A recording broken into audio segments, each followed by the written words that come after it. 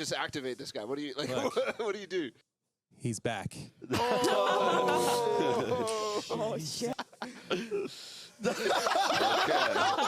Have you ever picked up an op in Valorant and just felt like you couldn't impact the map the way that you wanted to? I don't think TenZ has ever had that problem. So let's have a look at what he does to always impact the map when he picks up the op. Now, there was a little bit of drama with Sentinels joking around with the TenZ go kill meme, and that kind of flared up on Twitter, but unironically, that is the strategy for TenZ. You get the op in TenZ's hands, and he goes and hunts kills. He gets himself into the area of the map where he thinks the enemies are going to be pushing. This is especially on defense. He wants to go and get those first bloods. In this match, he had 6 first bloods and 1 first death. That's because the way that he comes and hunts these kills. So TenZ gets himself up into B long, and then they get this KO knife, which tags Corey. He's just popped his ultimate on Chamber, which means he's suppressed and can't use it. But ultimately, we're having like an op-on-op battle here between TenZ and Corey. What they also do is they smoke off Corey, so TenZ is able to walk up here aggressively. And this is the hunting that I'm talking about. He gets up in their face and he wants to take these fights. He has the confidence. He puts in so much work with all of his aim training. He has the confidence to take any fight that he needs to. And he gets all the way up to the top of B long here. Now you can see Corey very cautious about this hold, and TenZ, not only is he up B long, he's holding this nice little off angle.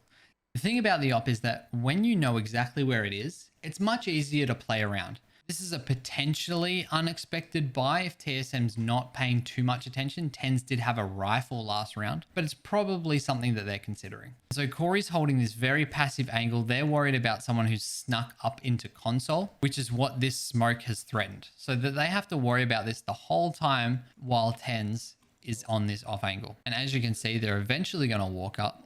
But before that, Zekken gets this very nice opening pick. So it's in a 5v4. They have to start doing something now because their mid push got shut down a little bit. Because of the angle that TenZ is playing, he gets that first kill straight away. And look at these mechanics. He's already thrown this smoke, instantly throws that smoke, and he started counter strafing, and he pops his dash ready to go. All in like, I couldn't even pause that in reaction time to him smoking, dashing, and starting to move this way. And so then what he continues to do is hunt the second kill. And now that was off by a pixel. I just wanted to highlight this shot because I think TenZ probably felt absolutely robbed, because he actually shoots Chamber's gun here and it looks like it could be his arm exactly. And it's just unfortunate circumstances of this animation that TenZ only misses that shot because he thinks he's shooting Chamber in the arm, but it's actually his gun, so it doesn't get a kill. Dashes away and he's about to smoke himself. Now the reason why he doesn't get all the way back down is because there's this second guy here and he has the op. There's no way that TenZ is actually able to cross back to site because this is Chamber. Any other gun, he probably gets back to pillar and then he can retake this fight. But because Chamber has an op, TenZ peeking out of pillar is a death sentence on land against the Chamber operator, unless he gets a bunch of extra support. But so he goes to take the advantageous fight for himself while Chamber has to reload his gun. And then he gets himself into this sort of ratty position where he can't get out. A flash gets popped alongside a haunt for him and he peeks out and takes that duel again. And now he just waits for the team to come in and he starts baiting and jumping around at this point. And the round's over and Corey, not much for him to do here.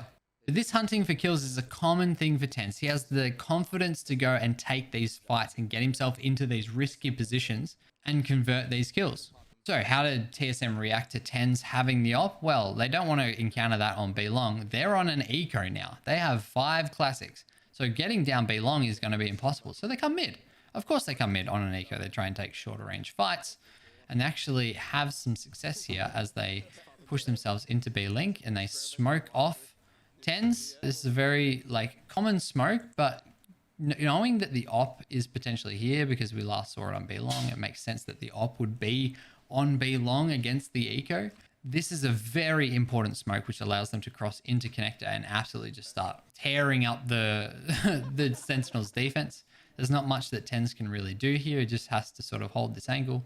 Can't really push anything. and they get themselves into this like 4v2, 4v3 fight here. The flash comes out and it's just chaos.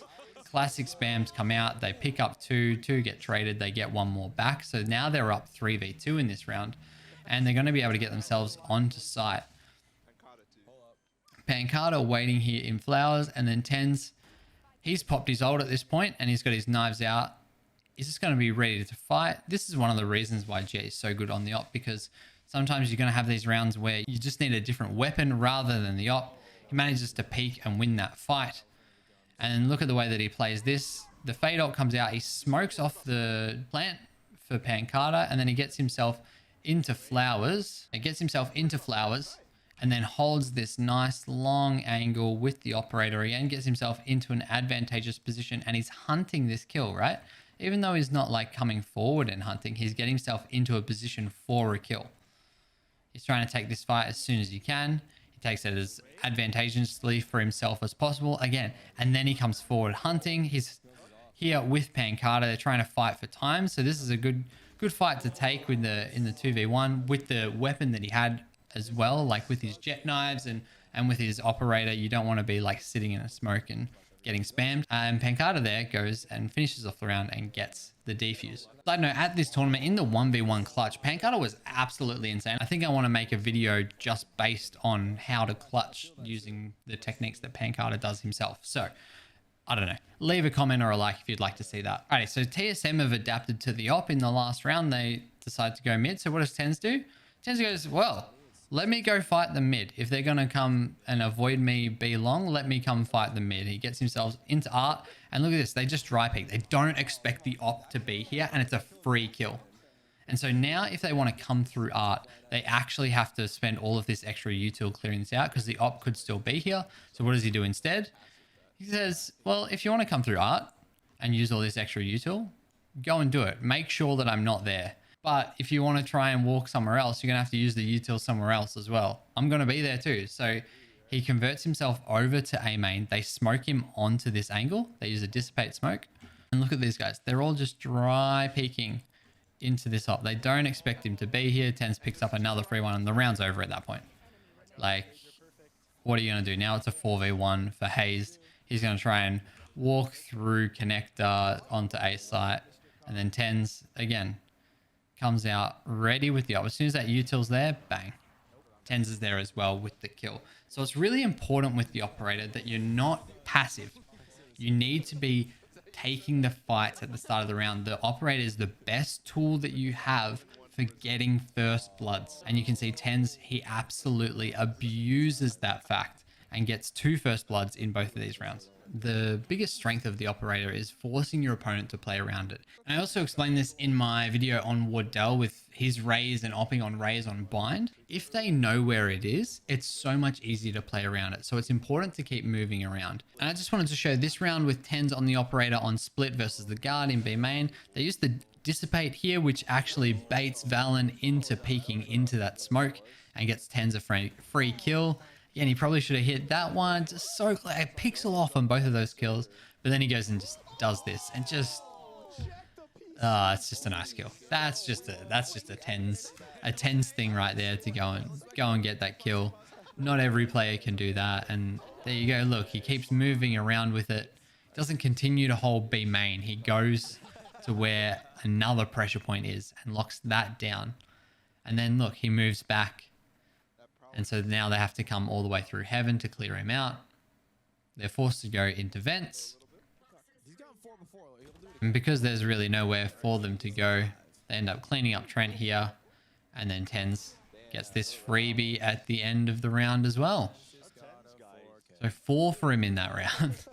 So if you've ever picked up an operator and sometimes you're absolutely dominating and sometimes it's like so inconsistent, you feel like you're having no impact, it's probably because you're not moving around enough with the operator, especially on defense, and hunting those kills. Sometimes teams don't adapt to you and they keep walking into you and you keep getting free picks, but the better players will adapt and they will move around you and away from you. And most commonly they will use a lot of util to try and find where you are. See TenZ hunting another kill here. They will try and find where you are in the last place where they saw you, and that's where they expect you to continue to set up until you teach them No, I'm everywhere. I'm setting up everywhere. You can't predict where I am. You're going to have to use util all over the map to figure out where I am. And because you're going to be spreading out your util and spreading out yourselves, I'm going to have a better chance of getting picks.